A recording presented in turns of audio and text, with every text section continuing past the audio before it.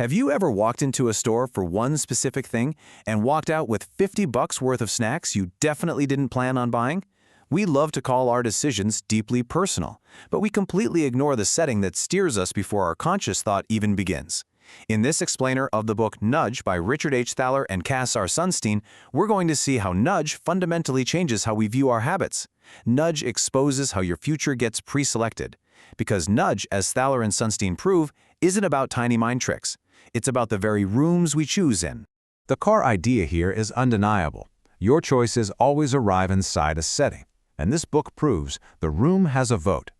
We tend to think the fight for self-control starts the second desire appears, but it actually starts much earlier. It starts with the layout of the shelf, the design of the form, the interface of the app, the shortest path available to you. You might be blaming your own lack of discipline for an environment that was already heavily tipped against you long before you even walked in. This completely redefines the architecture of self. Your bad habit isn't necessarily a weak self, it's a strong architecture. Most people treat the context of their choices as mere scenery, just the background where life happens.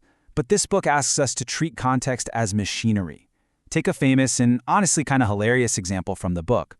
The Amsterdam airport edged tiny images of flies into the porcelain of their urinals. Just by giving men a literal target to aim at, they reduced spillage by 80%. That is choice architecture. Scenery is what you notice after the choice is made. Machinery is what actively produces the choice. And that difference changes absolutely everything.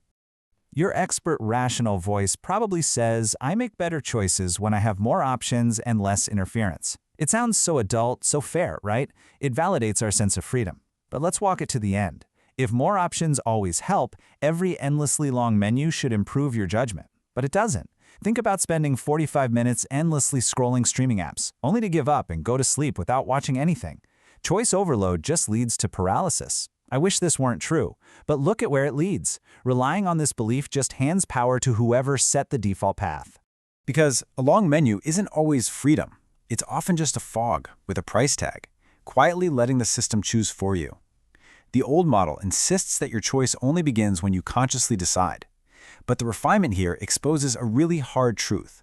Inaction is not neutral. A default setting is a decision wearing camouflage. When you're tired, overwhelmed, or just trying to barely get through your day, a default plan is a quiet bet on your fatigue. And the system wins that bet almost every single time. Consider this dilemma. Think about a habit you're trying to break. Late night scrolling, eating junk food, overspending. What's your go-to strategy? Do you build stronger discipline to resist it, or do you remove the tempting cue entirely? Pause and pick one before we move on. They're both symptoms of the same misunderstanding. They both fail because they treat the cue as an extra, not as the foundational machinery of the decision itself. Both of those approaches assume that you and the cue are completely separate entities battling it out. But the cue is part of the decision. We have this tendency to make self-sabotage feel deeply personal, thinking the failure happens entirely inside our own brains, while ignoring that the design sits entirely outside of us. We blame ourselves for stumbling, without ever looking at who built the stairs unevenly in the first place. And this brings us to a core rule of choice architecture. Good design respects your future self, while bad design flatters your present self. The present self feels invincible. It says, I won't hit snooze tomorrow, or I'll definitely read the fine print. Bad architecture profits from this overconfidence. Good architecture, on the other hand, admits the reality. It knows your future self will be tired, attention will be scarce, and you're going to need help before the crisis even hits. Consider these two metaphors from biology and music for a moment to see how design comes before behavior. A cell membrane doesn't choose what to do after the world enters. It filters before the cell reacts. It bends around signals. Now think about a violin string. It doesn't decide its note in a vacuum. The tension and length are set long before the sound arrives. One system filters, one resonates. But both prove that design precedes action, not instead of action, before it. If your email inbox pings and sets the tempo of your day, your mind isn't calm. It's being tuned by strangers. One tuned default can beat 10 good intentions. Too little structure lets every random impulse enter. Think about it. A string with no tension makes no note, but a string with too much tension just snaps. The point isn't maximum rigid force.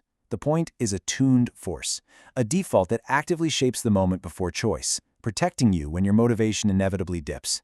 And we really need to talk about the myth of neutrality, because the word neutral often protects the strongest design in the room. Just look at these supposedly non-neutral spaces we blindly accept every single day. A pre-check box on a contract is not neutral. A cafeteria line that places giant chocolate chip cookies perfectly at eye level is not neutral. A phone that buzzes for every single app by default is definitely not neutral. We spend so much of our freedom navigating settings we never even bothered to inspect. Every single one of these was deliberately designed by someone, and it actively shapes what we've built for ourselves. Should you protect freedom by refusing to design or improve life by setting stronger defaults? I'm not sure where this leaves us. There's this widespread myth that the only way to preserve true freedom is to completely step back and offer absolutely no guidance. But both of these options falsely assume that architecture can be avoided at all. Refusing to design is, in itself, a design choice, and it usually just hands the reins over to whoever happens to shout the loudest or profit the most. You simply cannot escape choice architecture. The ethical task is not no architecture, but visible architecture. This reality stings a bit because it removes the romance from the struggle. But you know what? It also completely removes the shame from repair. We love the narrative of the heroic struggle against our flaws. We call every lapse a character flaw, treating our 11 p.m. fatigue as our permanent identity. Staring at the final click, the final failure, ignores the 10 quiet design steps that made that click likely in the first place. Once you see the architecture, your failures finally make logical sense. So, let's take control. Let's test one system tonight by moving upstream to the hinge. Make the better path the shorter path, and make the worse path slightly awkward. Take one decision that frustrates you daily and run a choice audit. First, name the default. What happens if you do absolutely nothing? Second, map the friction. If the good choice takes 3 steps and the bad choice takes 1, you don't have 2 equal choices. You have a slippery slope. And third, fix the delayed feedback so the consequences are visible early. Change what waits in view. Change what requires a password. You can literally do this right now.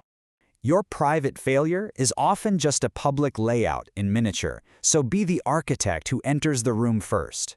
Stop asking for a completely new, flawless personality. Instead, ask for a better cell membrane. Ask what should be easier by default. You have the power to set the room before the room sets you. If you know you always grab whatever is on the counter when you get home from work, change what lives on the counter. Do not promise a new self. Build a new default. We have to look at this honestly. You are both the user and the platform. You are the chooser and the architect. Ask yourself, would I choose this default for someone I love? If a system is causing you grief and you wouldn't subject someone you care about to it, then you owe it to yourself to change the layout. Honest architecture preserves freedom, hidden architecture manipulates it. If you wouldn't choose this default for someone you love, stop defending it as neutral. Design beats resolve, every single time. The room wasn't designed to beat you by magic. It beat you because you kept calling it background. Don't let it be background anymore. The room you're sitting in right now was built to steer you, so pick one hidden default to dismantle. This is the decision. Make it now. If not now, not ever.